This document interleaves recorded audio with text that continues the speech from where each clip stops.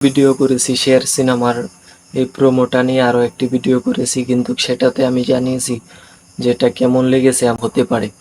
But শের সিনেমাটা এরকম একটি সিনেমা হতে পারে যেই সিনেমা বাংলাদেশের ইতিহাসে কখনো কোনো করতে পারে নাই, বাট ভবিষ্যতে কিন্তু কল্পনা করতে পারবে না।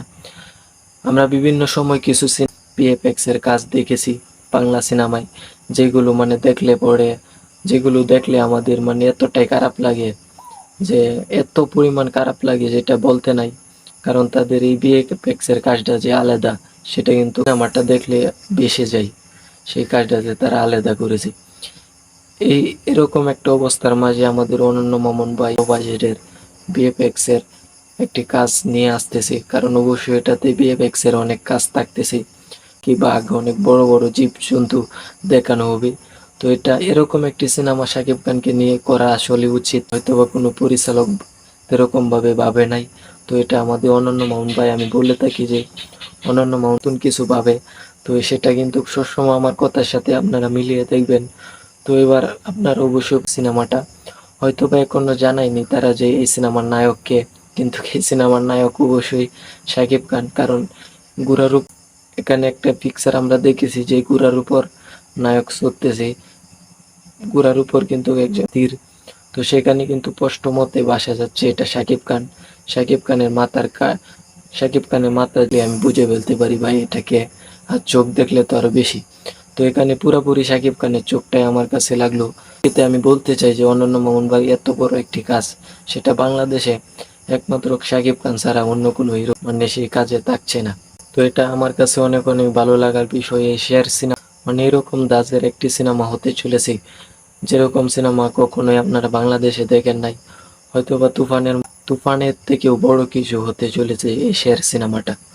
অনন্য মামুন ভাই এক সময় বলছিল যে শাকিব খান কিছু ভাবতেছেন, সেটাও আবার প্যান ইন্ডিয়ান সিনেমাতে শাকিব খানকে নিয়ে আবারও বড় কিছু ভাবতেছেন। আর ইতিমধ্যে তিনি জানিয়েও দিয়েছেন এই সিনেমাটার সাথে কিন্তু বলিউডেরও কিছু প্রযোজনা সংস্থা জড়িত আছে এক দুইটা। তো সেই প্রেক্ষিতে প্রবাজের একটি সিনেমা হইতেছে, যে প্রোমো ভিডিওটা তারা এআই দিয়ে কাজ করে সাজছে। তো এখানে আমরা যেরকম কিছু কিছু তাকে সিনেমায় আপনারা বিশ্বাস করতে পারবেন না ভাই, এরকম সিনেমা তো বাংলাদেশে কখনো হয় নাই।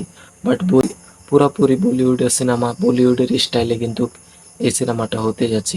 তো একদম আমার কাছে এই হবে যে শের সিনেমাটা একটা বাংলাদেশে যদি এই সিনেমাটা সুন্দরভাবে অনন্য মামুন ভাই কম্পিট করতে পারে, তাহলে তুফান আরো বড় ধরনের ধামাকা দেখাইতে পারে আমাদের এই অনন্য মামুনের ভাইয়ের শের সিনেমাটা।